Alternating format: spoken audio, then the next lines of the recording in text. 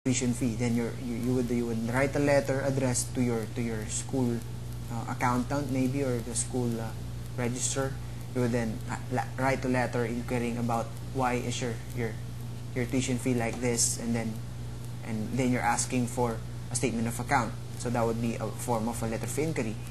Another form would be you're inquiring about a certain product, and then for example you bought a certain application and they don't know how to use it. You could write the company which created such application. Then you would ask for certain things. You would inquire about things, and then you would inquire if you could ask for a module about, or shall we say, yes, a module about how to use a certain application. So that would be some purposes of a letter of inquiry. Now, there you go, letter of inquiry. We simply decide what we want to know or request. So it's the simplest form or the most common form, because we just simply decide what we want to know or request and write the letter as concise and clearly as possible. So as simple as it may sound, the letter of inquiry may result to misunderstanding, delays, waste of time and money. So in writing a letter of inquiry, it is also, since although it is referred to as the most simplest or the most common letter type of business letter, because it should be written concisely and clearly as possible, but it should also be made with much attention, or with much shall we say, it should be done meticulously, just to avoid misunderstanding, and which would cause delay, of course, as you can see.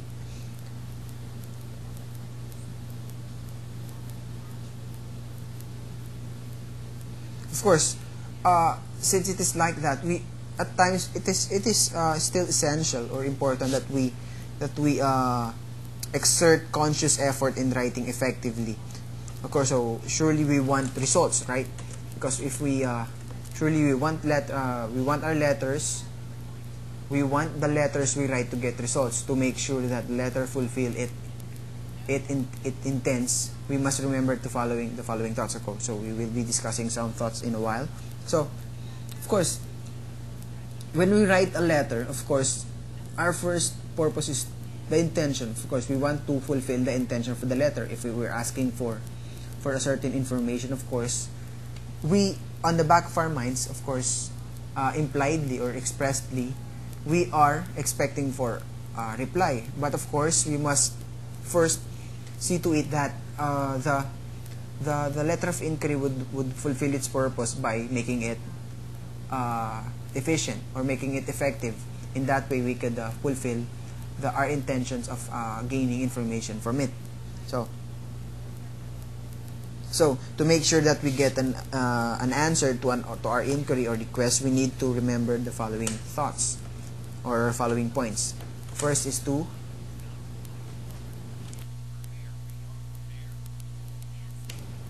so be clear, brief, direct, avoid unnecessary details. Okay, so there is no need to overplay the reason for the requested information.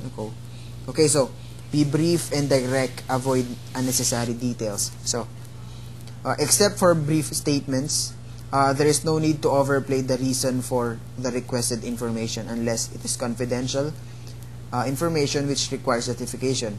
Few people would be interested in our reasons or how we intend to use the information, especially a general one.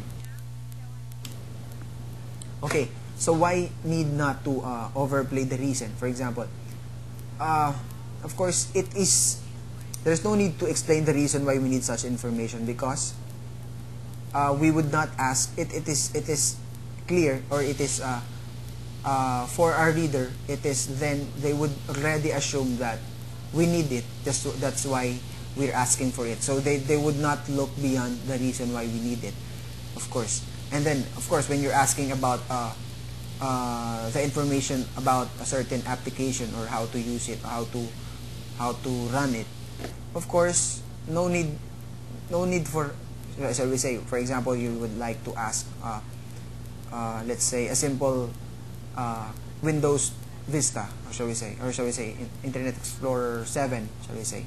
So you would like to ask about information about Internet Explorer 7, about its how to operate it, something like that. So no need to explain that.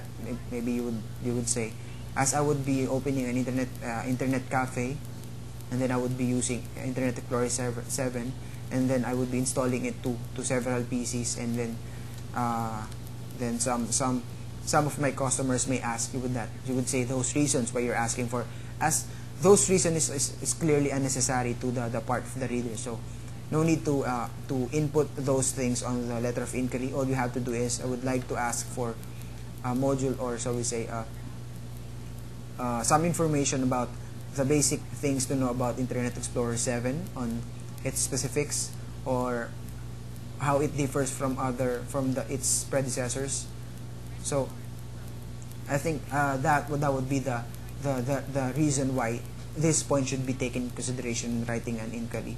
So unless confidential, which requires, so as you could see there, unless it is confidential, which requires certification. Of course, if you're asking for confidential informations, that it is necessarily for us to ask for justification. For example, you're writing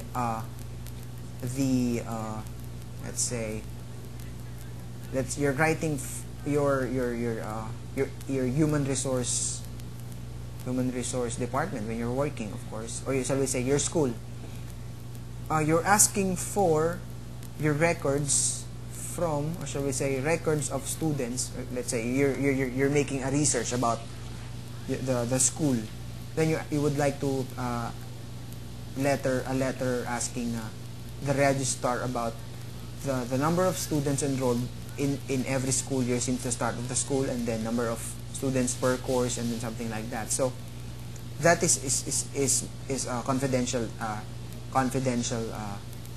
In some way it is confidential in nature, since the records of the school. So there would be a reason for that. So for example, you would say, we would like to request for the data about number of students per course per year, or per school year enrolled in our school, and then the number of students dropping out per year, per semester, as we would be needing it, as we would be creating a report on our subject, on our statistics subject, about the number of students dropping out and something like that. So there should be justification.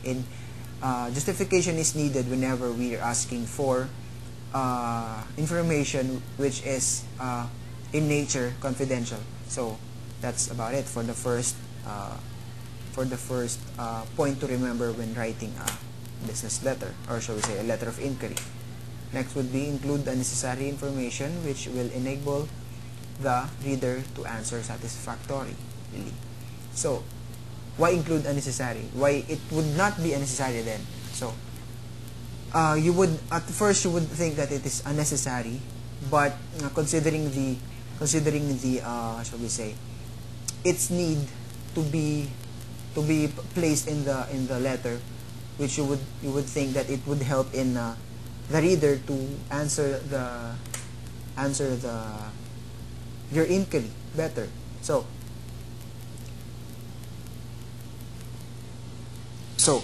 include the necessary information which would enable the reader to answer the inquiry satisfactorily.